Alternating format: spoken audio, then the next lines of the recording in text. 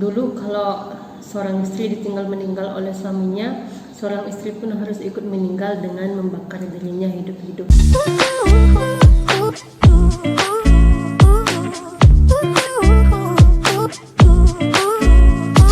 Alright guys, welcome back to my channel bersama saya Yuka Ngerankar. Akhirnya vlog aku nongol lagi setelah sekian lama. Dan untuk di video kali ini aku mau bikin Q&A buat kalian yang sudah nanya beberapa pertanyaan maupun lewat Instagramku dan juga lewat YouTube. Selain itu ada juga dari kalian yang nyemangatin lagi, ayo dong kak bikin vlog lagi dong, semangat lagi bikin vlognya. Jadi akhir-akhir ini aku memang nggak bikin video, aku nggak nge-vlog karena memang salah satu anggota keluarga dari keluarga Kang Ngerankar, kakak kandung dari ayah mertua aku itu baru berpulang. Jadi memang bulan kemarin beliau berpulang dan kami memang agak sedikit sibuk. Mertuaku lagi sibuk di rumah duka dan aku memang lagi sibuk ngurus rumah sama anak, jadi belum sempat bikin video. Dan sekarang baru sempat bikin video lagi.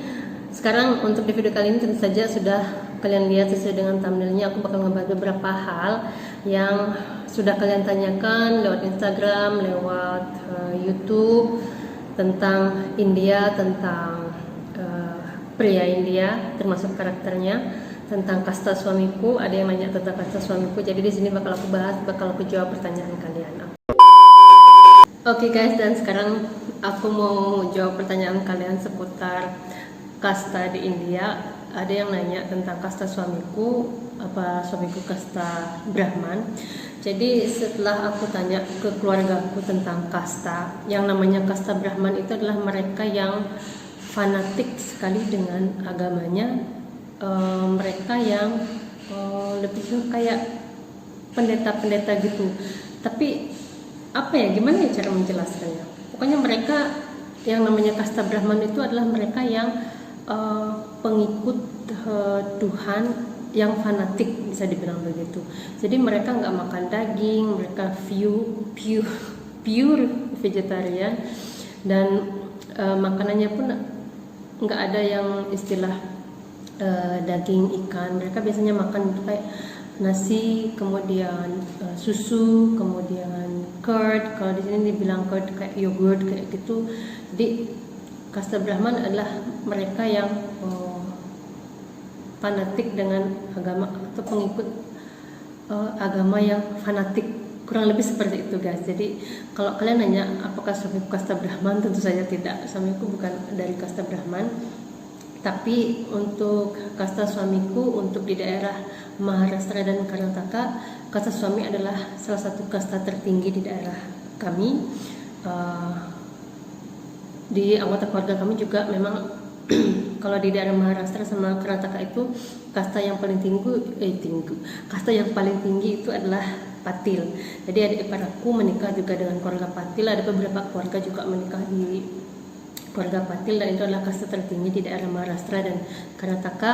Dan untuk nama Kang Ngerankar ini juga setara dengan Patil, termasuk salah satu kasta tertinggi untuk di daerah Maharashtra dan Karnataka guys. Jadi kalau kalian nanya tentang kasta di India, itu setiap daerah mereka memiliki kasta yang berbeda-beda, dan aku cuma tahu kasta yang ada di daerah Maharashtra dan Karnataka aja. Itu pun dijelaskan oleh keluarga Indiaku.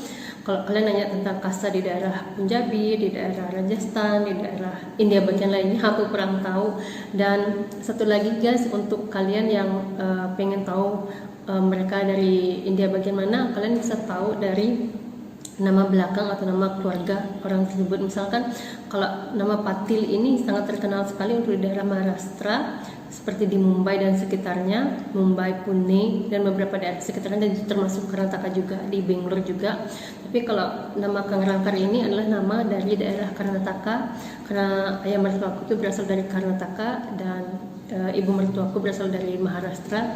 Jadi di antara termasuk gua juga, karena ketiga daerah ini dekat daerah perbatasan. Jadi untuk nama ini termasuk nama yang berkasta, Patil, Kang Ngerankar.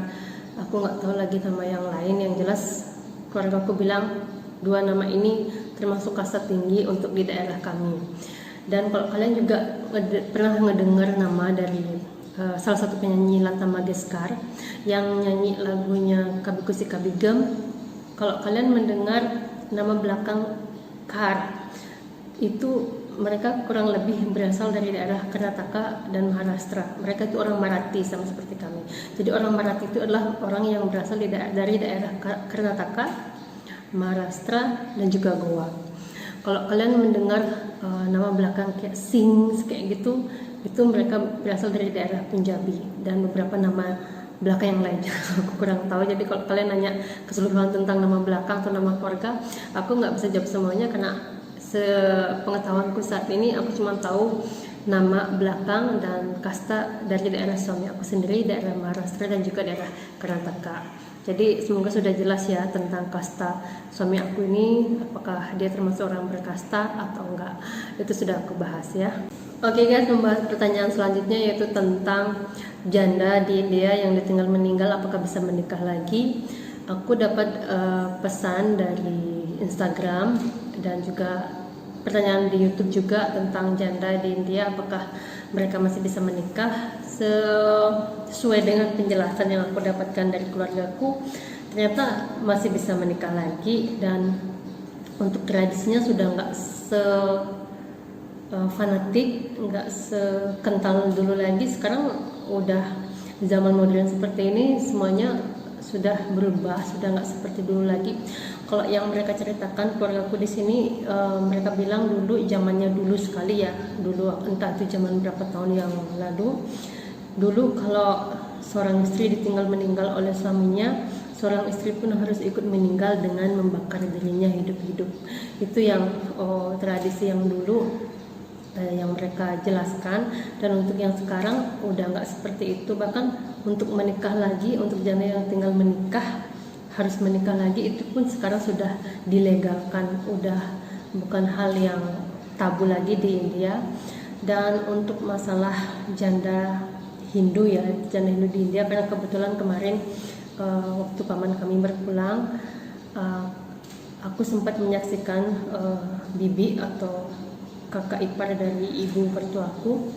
Jadi begitu suami meninggal, si istri harus menghapus sindurnya, harus melepaskan bindinya yang ini, juga harus melepaskan manggalsutranya, harus memecahkan gelangnya.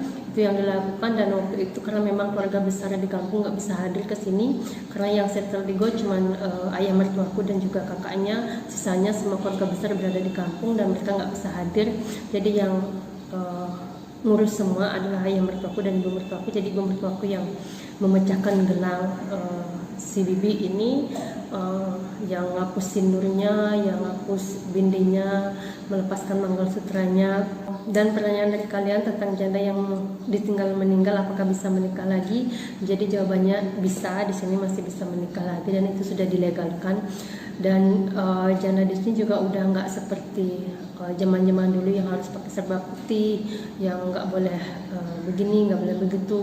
Jadi di keluarga besar kami memang ada yang janda yang sudah ditinggal meninggal, dan untuk pakaian juga masih tetap seperti mereka yang sudah menikah, masih bisa pakai sari warna-warni. Cuman ya tentu saja sudah tidak memakai atribut pernikahan seperti manggalsutra, seperti sindur, seperti bindi. Dan untuk hal terakhir yang bakal aku bahas yaitu tentang pria India yang katanya lebih sayang sama ibunya daripada istrinya. Bener nggak? Dan dia pun tak dijelaskan.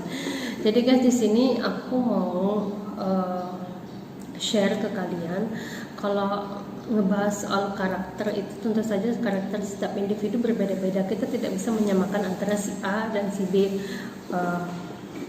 Jangan mentang-mentang karena dia itu orang India secara keseluruhan itu karakternya begini, dan orang Indonesia secara keseluruhan karakternya begini. Jadi kita nggak bisa melihat karakter orang dari suatu negara, karena karakter orang itu dari satu negara pun bisa berbeda-beda. Orang India memiliki banyak karakter yang berbeda, orang Indonesia juga karakternya berbeda-beda. Tentu saja karakterku dengan karakter kalian yang nonton sekarang tentu saja pasti berbeda. Kita tidak bisa menyamakan, walaupun kita sama-sama Indonesia, kita belum tentu karakter kita sama. Di India juga seperti itu, tidak semua karakter mereka sama. Dan kalau membahas soal seorang pria atau pria India yang lebih sayang ibunya daripada istrinya? Jawabanku nggak benar. Jawabanku nggak benar karena memang aku sendiri yang mengalaminya. Aku sendiri mengalami kalau suami aku itu nggak sama seperti apa yang kalian pikirkan. Suamiku harus menyayangi ibunya lebih dari istrinya. Tapi kalau orang lain atau kalau pria yang lain, aku kurang tahu guys ya.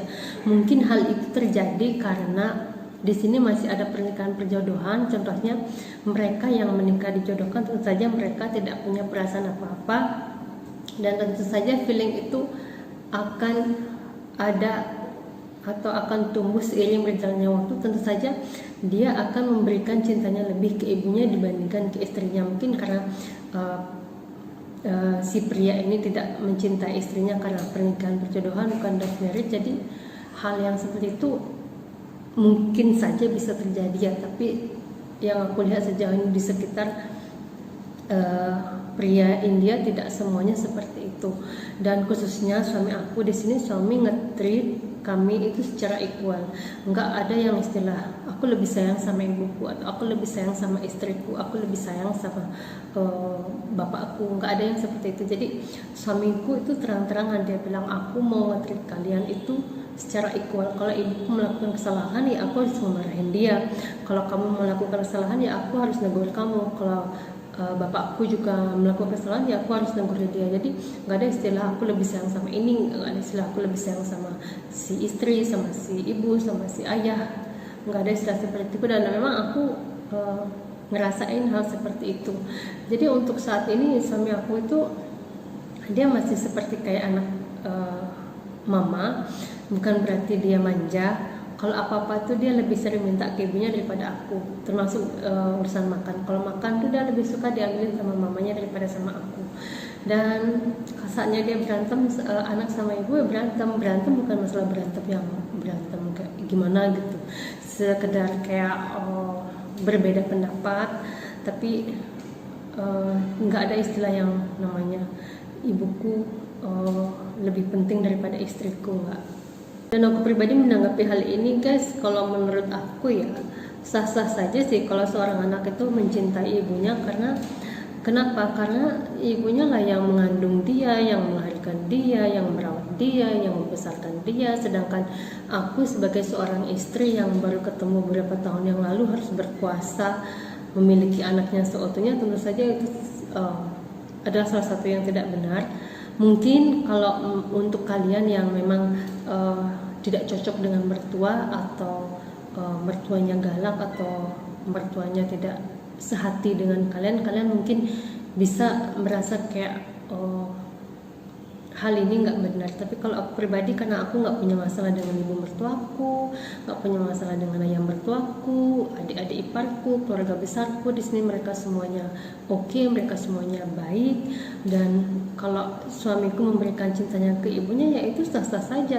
Ibunya mengandung, merawat, melahirkan, merawat, membesarkan, mendidik anaknya untuk berharap suatu saat dia sudah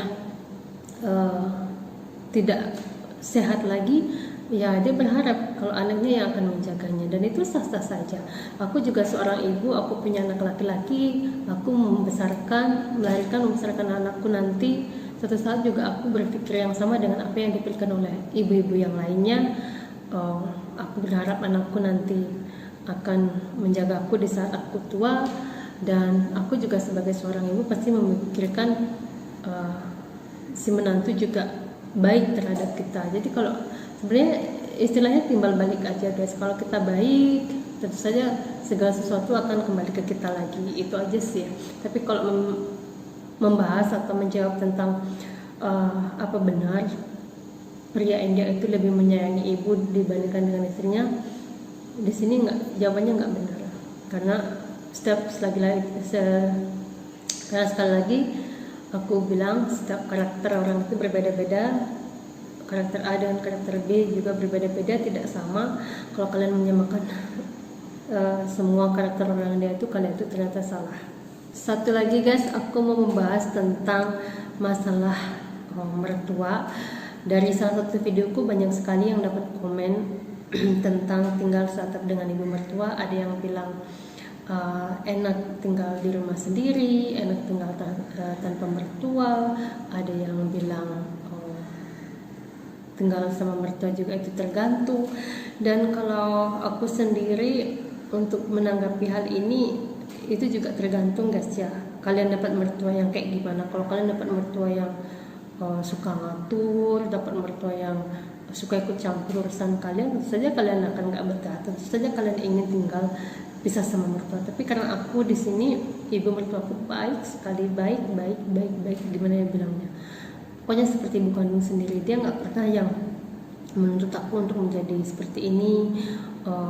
Dia nggak pernah yang harus ikut campur urusan pribadiku sama suami. Dia nggak pernah. Dia memposisikan dirinya di mana dia seharusnya memposisikan, dan dia membagi cinta kasihnya, memang seharusnya membagikan cinta kasihnya dengan siapa. Dan itu yang aku dapatkan. Memang aku termasuk salah satu orang yang beruntung mendapatkan mertua yang baik, mendapatkan suami yang baik dan bertanggung jawab.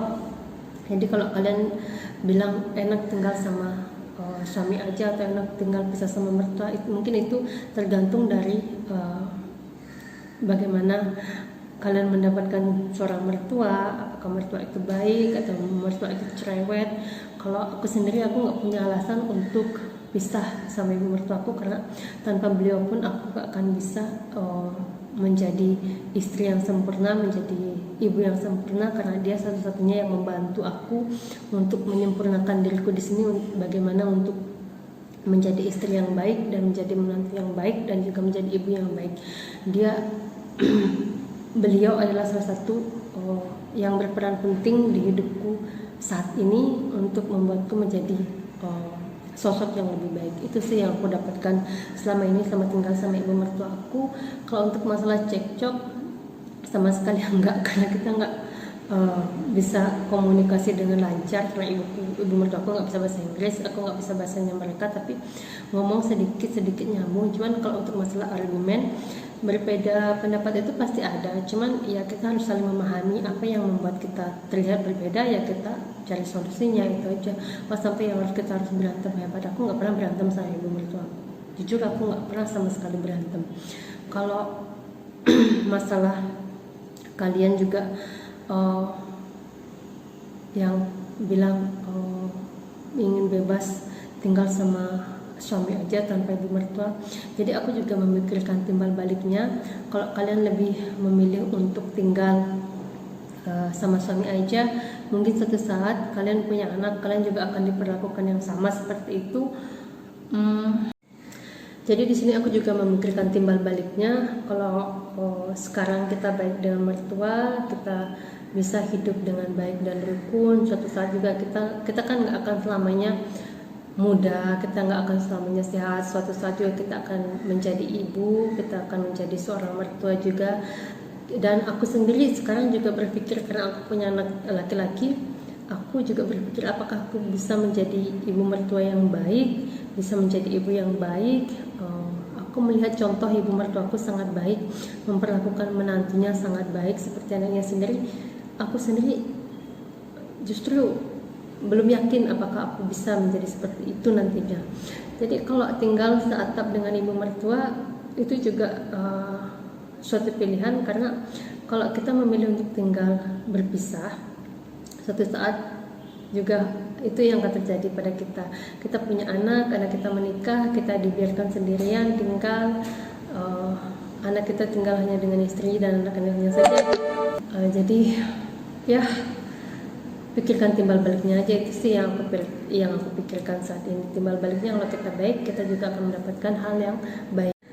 Oke guys, segitu saja tentang video kali ini tentang Q&A. Semoga beberapa pertanyaan yang sudah aku jawab bisa membuat kalian sedikit puas.